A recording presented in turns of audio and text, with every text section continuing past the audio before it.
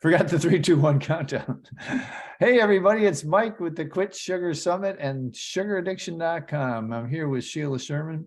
Sheila went all the way through all of our stuff and became one of our peer leaders. So really excited to have her on. And she's got as she said, she's got a story and something happened. It was right in her head. I love that.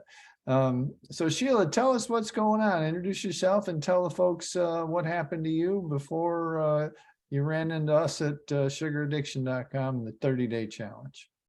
Okay, thanks so much, Mike. And I am so excited to be here and so excited to tell my story because of you and what you've been doing with sugar. It literally, I believe that not only did it change my life physically, but it also changed the direction that I wanted to go in my life in terms of helping other people be able to get off sugar too.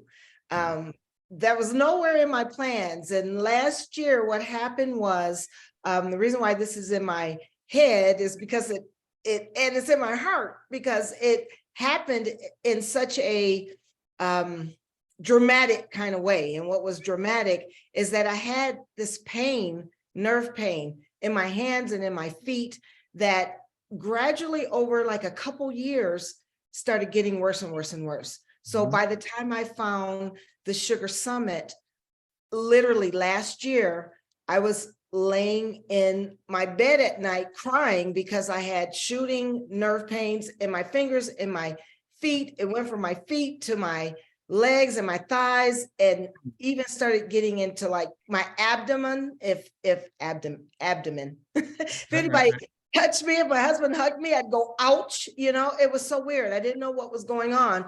But one thing I started to notice is that whenever I ate sugar, and when I say sugar, I mean like bread. I'm a bread person, right? I've been eating bread like a crazy person since high school. People that know me in high school, if I say that, they go, yeah, I remember that you always ate bread all the time.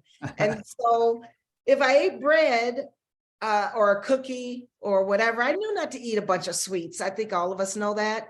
Right. But me and bread, right? Had to break up with bread. But the pain would inflame and get worse. So somehow, I don't remember, but I made that connection. Yeah. And I'm like, I got to stop eating this stuff. So even before the summit, I stopped eating it because it hurt. Like my body hurt when I ate it. And it was so bad that it was like, it would be pretty dumb for me to keep doing that. So somehow right after that, so this was somewhere around May or June or July, and I started losing weight. That was the other thing. I wasn't trying to, but my husband would go, he'd hug me. He could hug me again because the pain went away. And then he'd hug me and he'd go, you look like you're losing weight. And I thought, oh, well, whatever. I didn't even care about that because all I cared about was getting rid of that pain. Okay. And something showed up in my email from you about the summit. And I'm like right after, I'm like, what do you know? There's like a Quit Sugar Summit. So I signed up for that. And then we went on from there. Wow, that's so exciting. So then you took the 30-day challenge, right? You decided to quit sugar altogether, right? Yes, it hurt. It was painful. I had no choice. Right. So yes, I took the 30-day challenge and breezed through it because I was kind of already there. Yeah. And I had this motivation of not being in pain anymore. Right. And so I breezed through that. But what really, and I don't know if you want me to talk about this yet, but what really, really changed was then being, getting the opportunity to become a coach. Yeah. Because that's kind of like what I love to do. When I get great information or health information, I like to share it out.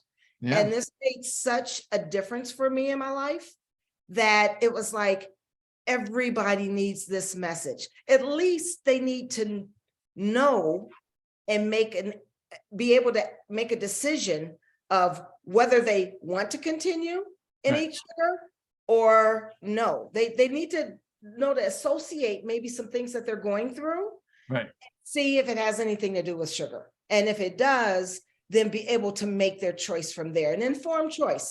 that's what I'm about. Wow, I love it. So then you were so excited, you took our peer leaders course too, right? I did, and got the certification for a peer recovery coach, leader Yeah. coach, and then I started a challenge of my own. Oh, I did in January, so that was like throughout that fall and everything. And okay. in January, I started a Facebook group and I put out a 30-day challenge. And Okay. it went well. It went well. I helped 12 women get off sugar. Okay. My Facebook group has about 100 and something people in it right now. Right. And I'm looking to do it again, to do another challenge. That was so rewarding for me. All like the women that were attracted and came to the group. And one of the things that you teach is that community is so necessary. And that's what I gave everyone. I gave them the community and a Right. place to feel safe to make this change in their life and not feel like I'm not a hard person. I'm not a hard no. So it's like, it's your choice. If this is what you choose to do, I'm here to be with you, but it's your choice. And so I just kept letting people know of their choices and educating a bit on sugar. There's a lot of information out there if people would dig for it. And we had fun. We had a lot of fun. Cool. So where did the original group come from? Your Facebook friends or your church group, or where did that original first group come from? It all came from online. So I have quite a bit of Facebook friends and people just started inviting people. Okay. So I invited a few people and then those people invited people. And so it started out with about 75 people. I had a Facebook group prior to, so that's actually, and it was based off of, I don't even remember the Facebook group when I had it, but I just kind of converted those 75 people. I just kind of said, hey, this is what we're talking about now in the Facebook group. And then I put out the challenge and people were excited about it. And then people invited a lot of other people and that's how it grew. I love that. That's a great story. This is exactly what I want to happen. So like we can just spread it out all over. Yeah. Yes. So that's great. Yes. Well, cool. Thank you so much for doing this. I really appreciate you. This is like a classic example, like you discover something and it's always hands and feet, right? Hands and knees, right? Every time people get off of sugar, they realize that their hands and their feet and their knees feel better. So, and you got the warning and then you discovered the summit. So I have so many people tell me that they stumbled on us somehow from the summit. And so that's great. Sheila, well, it's like you put it out there, right? If you hadn't put that out there, I'm sure I would not have continued. You wouldn't have put the whole 2 and 2 together, right? Right. Yeah.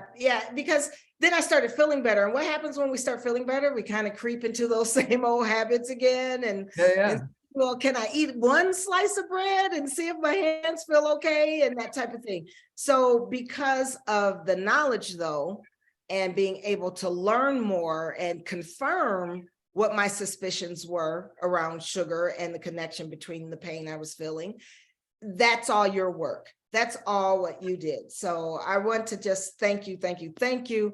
I know you put a lot of work into the summits and your information and the people that you bring is second to none. I really appreciate, I'm an information junkie anyway.